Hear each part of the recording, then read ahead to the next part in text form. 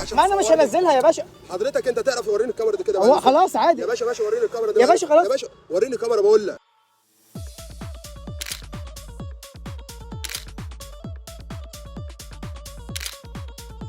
يا باشا السلام عليكم، اخبارك ايه؟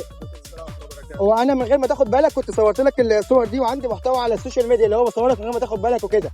ابو حضرتك انت استاذنتني قبل ما تصور؟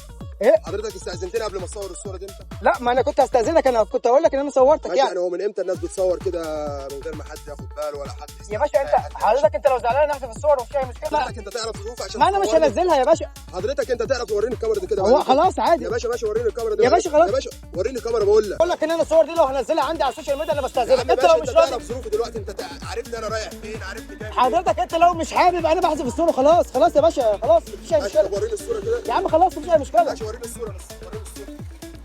طب وريني ثواني. الصوره حضرتك. وريني الصوره حضرتك بقول لك. انت هتعمل بيها الصوره دي؟ هو انا بنزلها عندي على السوشيال ميديا، فالفكره ان انا كنت بستاذنك الاول بعد ما بصورك وبقول لك عشان تبقى صور واقعيه وتلقائيه بس مش اكتر. طب ولا افترض ان انا مثلا وافقتك في الموضوع ده وخليتك تنزل الصور ده هتوصلني انا ولا؟ هي انت لو عايز صور انا ابعتها لك عادي مفيش مشكله، ما انا كده كده ابعتها لك. خلاص يا عم ماشي. طول ما هتبعتها لي يا باشا ماشي. والله طب امال ايه يا عم انت شفت دماغي يا عم ليه كده؟ حبيبي يا صاحبي. يعني انزلها خلاص عادي.